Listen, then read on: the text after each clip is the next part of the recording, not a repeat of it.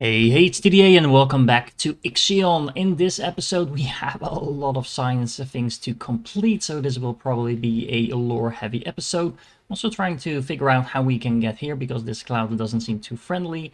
And on top of that, what I really want to do is make sure we expand our food production by a lot. We maybe want another mushroom farm, and I also definitely want to get up some water production as well as a crop farm. Okay, so I have to admit I'm getting a little bit worried, not because of our economy, because it's doing pretty well. We have all these materials over here, we have all the food production over here, and we're currently setting up our new food section over here with the wall, sorry, the mushroom wall and stuff like that. But we are struggling with workers everywhere. We have this on extra hours, we have basically all three sectors working on extra hours. Now, it's only by a small margin, so it's not a huge problem just yet. And we also do have 155 people we can defrost, but most, or at least a significant amount of the people we defrost are actually not workers. So all in all, we don't have that many more people that we can actually assign to work somewhere, and that is really going to be an issue with our expansion.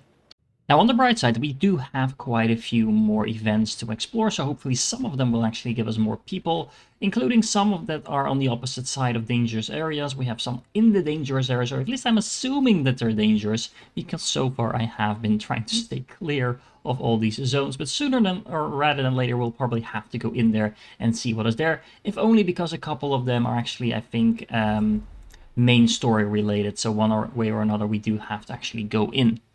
Speaking of which, maybe this is one of the options that will actually give us more people, because we picked up an emergency message broadcasting on a DOLOS frequency on Fargo 39. Now, in order to explore this, we have quite a few options, similar to the ones on the other planets, so we can send a small team or the team, basically a couple of different options, but we have a special options because I actually research the exoskeleton. So I'm assuming, at least I'm hoping, this is the best option in there. That's why I researched that specific option. So let's see what that yields. Alright, so in preparation of all these dangerous areas, I think we should start researching some of the damage control things for our ships. And I'm starting with the cargo ship mainly because I assume some of the events will actually ask us for cargo to be brought in, similar to the plans that we've already done, so it makes sense to start here, although you could make an argument for starting with the mining ships, because of course in order to mine anything in there we'll first have to send in the ships and then have the cargo ships pick it up. But anyway, let's start with the cargo ships first. As a side note, I'm really noticing, due to the size of the map, that ships are moving very slow and it takes a lot of time to actually get around. So getting your ships to actually move faster, even if it's just with 10%, initially I thought like, that's not going to matter, but honestly it might. So there's a lot of these upgrades in here that are really only small upgrades, but all those small upgrades do really stack together. So I really like how that is designed. For that reason, I'm actually also moving the Tycoon to a more central location. I mind most of the stuff around our starting location, so putting it in between all these areas that we are going to probably mine at some point seems a bit more efficient than just leaving it in the middle of the map. Okay, so we found the source of the signal transmission, and it's a cargo ship of an unknown class that bears a resemblance to those we use on the Tycoon. It's embedded within the rock face below a large promontory. I have no idea what that is, but apparently the high winds are making its balance unstable. Now the question is what we do with the cargo ship, because we can either just recover some digital data and leave that basically as it is, and it's minimizing the risk, or we can survey the cargo, recover any archive data. So this is basically the more extensive option, or we can go all in and try to actually completely repair the ship. I'm actually, as always, tempted to go for the most expansion all-in option, but I could make a very good argument for basically minimizing the risk as well. But as usual, just go for the full Monty. And if you were ever wondering why you might want to build more batteries, then this is it. Because I'm now moving the Tycoon, I am temporarily out of power. I just arrived at my destination, so the power comes back online. But especially for longer distances, you are going to need more battery power. Speaking of all-in options paying off, in the last episode we started a full-scale mission on the comet that we found, and apparently we found a cave that extends deep into the comet, Basically, we send it in the remote-controlled recording equipment and discovered an almost completely enclosed cavity at the cave's end at the center of the comet. And within the cavity is a floating gray sphere 5 meters in diameter. It has no discernible power source, but it does possess a strong difficult word apparently, a strong electromagnetic field, and it emits a faint bluish glow. When we attempted to move the remote instrumentation closer, the sphere swallowed it, its surface becoming almost viscous. So that's really interesting. So we not only got a lot of science out of that, we actually got an upgrade. And even after all that, we can even study this sphere even further. So, you know me, I'm gonna go all the way. Now, it's worth noting that we didn't actually unlock the upgrade to the cryonics center in this case, but that we only got the option to research it. So before, this only had 2 options, now it has 3. So you don't just get it for free, you actually do need to still research it, but you get the option to research it. And here's something else paying off. We actually got the cargo ship up and running and leaving the atmosphere. So not only did we get 30 of these science points, we also got 40 more people that we can recruit. That is really worth it, I think. Now, sadly, we didn't actually get the cargo ship itself, which I was kind of hoping for, but we have 4 of those already, so all the resources will just have to do. Now, in the meanwhile, I made sure we have all the workers again under control, so we have a little bit of surplus everywhere, and we are actually producing more waste than we're consuming, so I figured that we might as well just build another one of these mushroom walls over here. And in order to build that, we actually need some electronics, which we don't currently have. We don't have a stockpile for that anymore, so let's make one, and we'll put that over here. Well, the event with the interesting sphere is done. Let's see if we got everyone killed. It seems we did. Not only did we lose 5 people, we lost the science ship, and the object itself was destroyed. Well, I guess going all in is not always a good case.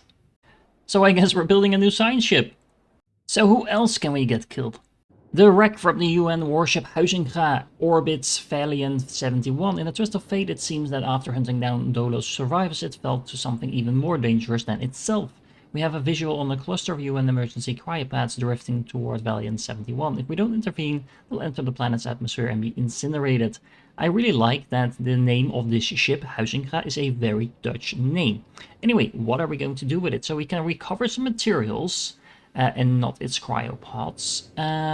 We can recover the closest ones, or we can try to recover all of them. But would allow... this is dangerous, okay. Or we can analyze the wreck. I don't really care about the materials. I do care about the cryopods, so again, I'm inclined to go for all of them, although it specifically says this is dangerous.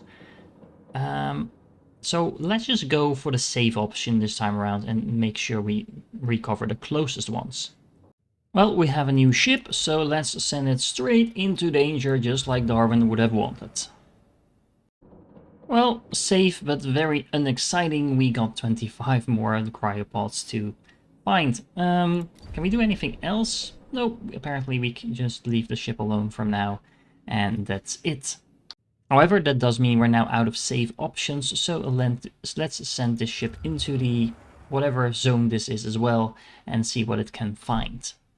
Well, our science ship arrived without any trouble at this planet, and actually I now noticed for the first time that if you zoom around and look at the route of these spaceships through this area, it doesn't seem to indicate any danger, although if you do it over here, it does. So yeah, I might have been overprudent here, avoiding all of this, so I'm now going to allow my ships to mine all of these asteroids.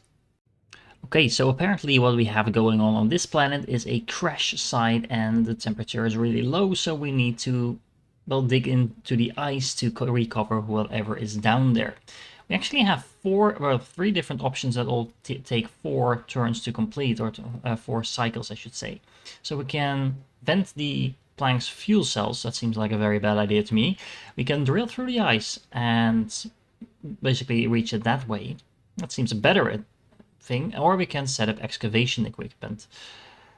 That only costs 10 alloy, so that's not a major investment. Just means we'll actually have a cargo ship flying back and forth until we can do this. I'm hoping that we can actually recover something from this side, so this seems like the best way to go. And there the Darwin goes. So let's see if she survives the trip around this particular area. Well then, I guess the answer is no, because we just lost the Darwin, and I honestly not entirely sure I really like this, because there's no real way to tell whether or not we should be sending ships through this. I guess the answer is no, but I mean, they could have just flown around, right? But they can't seem to think for themselves. Even though building another science ship is not the biggest thing in the world, so I'm not going to reload or anything like that, it's worth noting that these ships do actually have experience. So we lost our 2 best science ships now, and we'll have to replace them with 2 brand new ones. So from this point on, I do think I'm going to locate my Tycoon spaceship in some angle towards these locations that hopefully will allow us to have the spaceship fly around it, because this is really annoying. Well, we got a new science ship. It's called Hope, so now I hope it will actually stay alive, and we'll send this new science ship to Tatra AV8. Interesting name, but there's a lot of science on there, so at least we're making some progress. I will probably at some point move the Tycoon as well to the north, because I think at this location over here, we might be able to send a science ship around the freaking cloud and actually research this as well, because I do want to figure out what is actually over there. And while we're doing that, I also want to work a little bit towards setting up a larger food facility, so we can clear out all these insect farms over here. Now, in order to do that, we do need a crop farm, but that crop farm won't actually do anything if we don't have water. So we are going to need a fusion station. This thing is huge. Okay, so let's place that over here. And then we do need a road, maybe something like this. We do actually have the 2 electronics already, so this should be built in a little while, assuming we set the alloy to a bit smarter distribution, maybe something like this. And that should hopefully help us get some alloy going where it needs to. And we do want some alloys in the other sections as well, because that is where our ship is being repaired, so any surplus beyond 10 should go to this thing, and it will probably take us a little while to actually build this, but hey, we can wait. But luckily, this time around, preparation did pay off, and we found a ship called the Amarplace.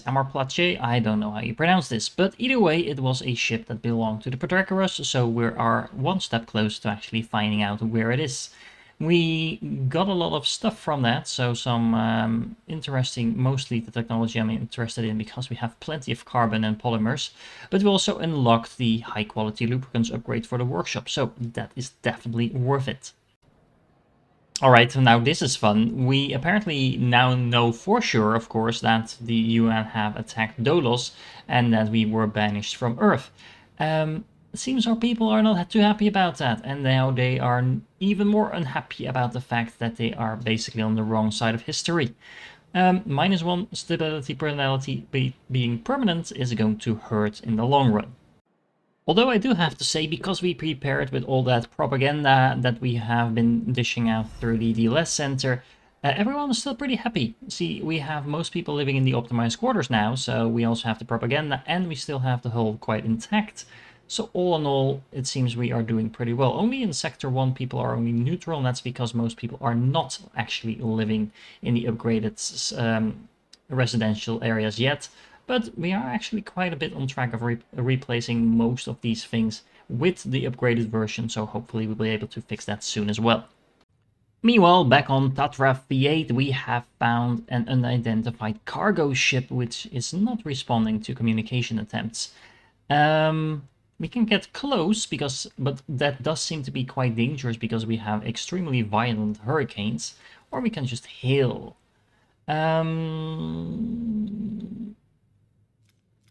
I'm saying let's go heal, because I don't see what the point would be to get closer and get a visual, because that will still not tell us anything, I think. So let's just try and heal them first. As a side note, in the meanwhile, I have been researching the upgraded infirmary so we can fit more people in there. We're going to need them because we do actually have some accidents happening now and then. And because we have that now, we have also unlocked the additional beds on the capacity of the housing. This is going to be very useful to kind of limit the amount of additional housing that we need to build. having the ability to fit more people in the ones we already have is going to be huge. What's also going to be huge is the fact that we can actually scan for the Protagoras now, and it seems to be over here. So I'm gonna go and send a probe to find where the ship is hanging out. Well, hailing the ship didn't actually do much, so I assume we can now either board it or ram the cargo ship. That seems a little bit extreme. Let's see if we can board. Oh, this is with the exoskeletons onto the cargo ship. Doesn't actually explicitly say that this is unlocked because we have the exoskeletons, but let's see what it does. I'm actually starting to run really low on power as well, so I think it's time to upgrade our solar panels a little bit again. And we do have the materials for that, so it shouldn't be too much of an issue. And we are already up to our 5th set of solar panels on each side, so that's a lot. Well, I was a little worried about boarding the ship, but apparently that was not needed because it was successful and we found a PA piloting the ship. Now we can either interrogate the PA and see what the origins and intentions of the ship were, or we can recover the cargo ship and disconnect the PA.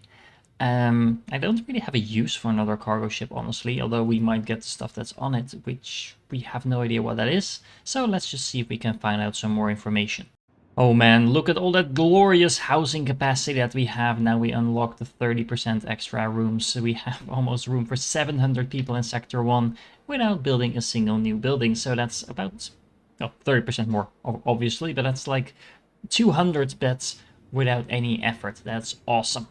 Well, I hope you like events because there have been a lot of them in this episode, but this one in particular I think is really interesting because we basically find out what the PA was doing, and it was basically sent out by the Protagoras to play it safe. The Protagoras was hunted by the Atamananki. The UN was ruthless and systematically investigated all areas of space they knew the Protagoras was to operate in. A key part of their plan involved infiltrating those from the inside and sowing dissent among the Protagoras crew. A mutiny forced the Protagoras to stop in the system for longer than planned. The rebels gained access to a command terminal and transmitted the Protagoras' exact coordinates to the Atamananki.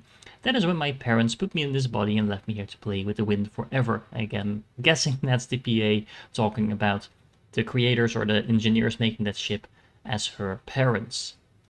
Now, strangely enough, that didn't actually get us anything, but we do now know that, as far as we know, this ship is fairly harmless.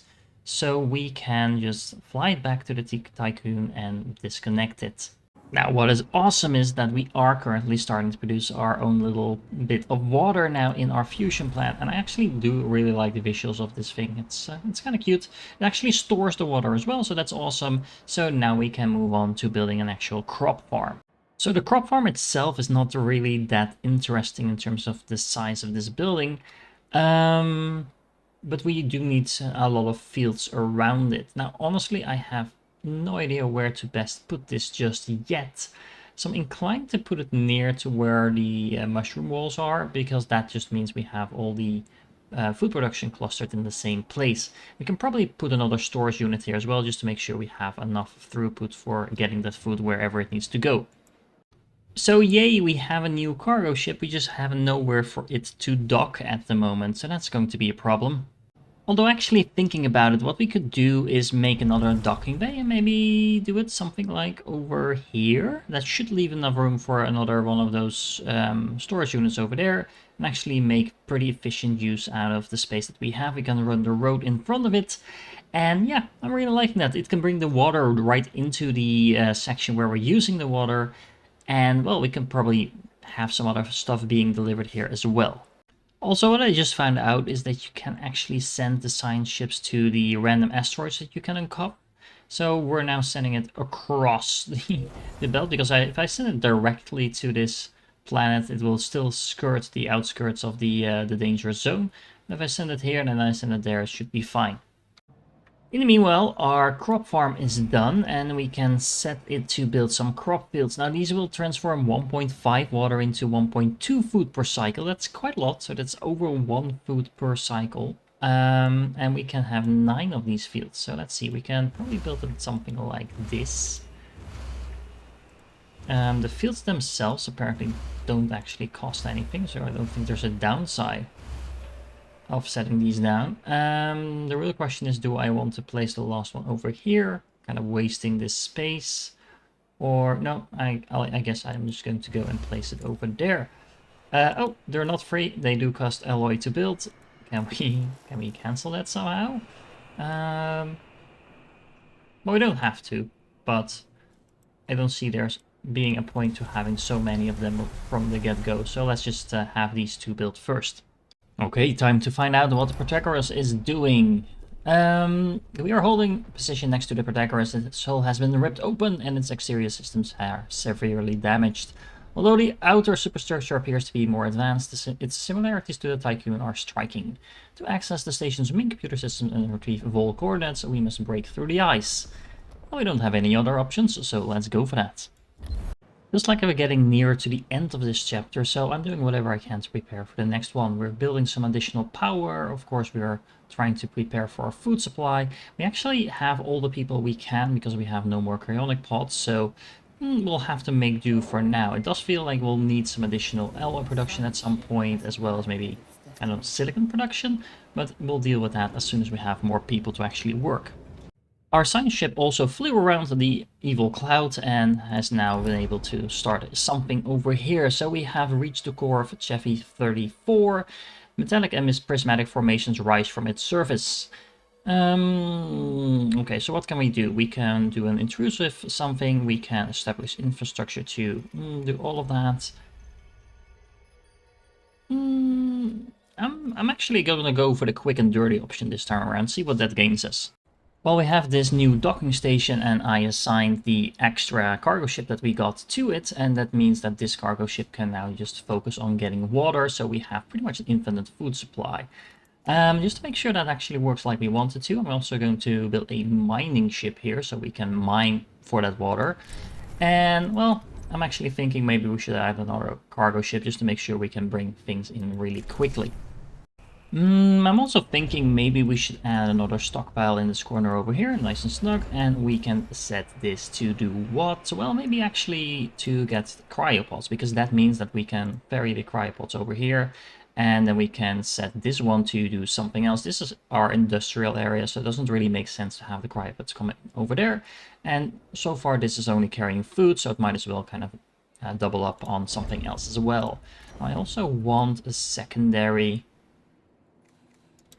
thing over here, and I should probably have moved this road so that we didn't waste this particular area over here.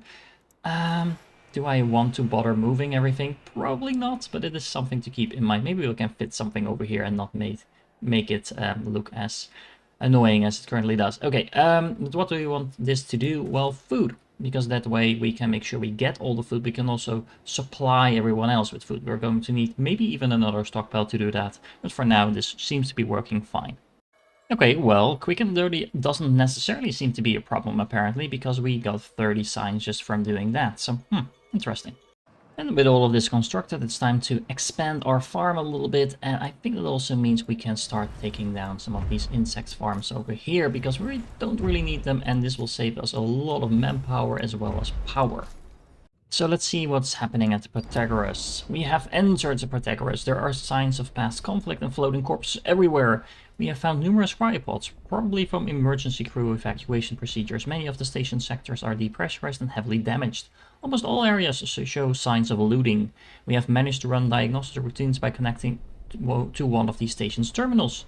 Following Dolos confidential protocols, the mission report on the Protagoras status has been encrypted and can be analyzed via the tech lab. Okay, so we need to actually research this. Okay, well, we can consider our cryopod problem solved because we have 950 more people together. We're going to need more storage areas, I think. Now, before we leave, there's one last thing I want to try out, and that is seeing what the colonization thing does. So we have a nice little corner over here. We can fit one of those in. We're going to need quite a bit of resources for it, so it will take a moment to build. And of course, those colonists are going to go to this planet over here, where we can either set up a basic structure or a more advanced compound. Now, let's just go for this one because we'll be spending some time here anyway. And starting this now makes sure that we have some cargo ships that will be actually transporting the stuff to here. Well, it seems we are not quite done yet, because we just researched the technology from the Protagoras, and it basically told us that we not only need to find Remus, the planet that we're going for, we also need to repair the Protagoras so they can follow us along. So that means that we need to mine the ice, we need to research the retractable telescopic pole, and we need to repair the superstructure. So in other words, we're not quite done yet. So that project, along with colonizing some planets and completing the technology tree, at least this tier of it, it seems like that's a perfect fit for the next episode. So make sure you join me in that one. If you're still here, you're awesome, and I hope to catch you in the next one. So along with colonizing some planets and completing the technology tree, because we have almost researched everything in the next in these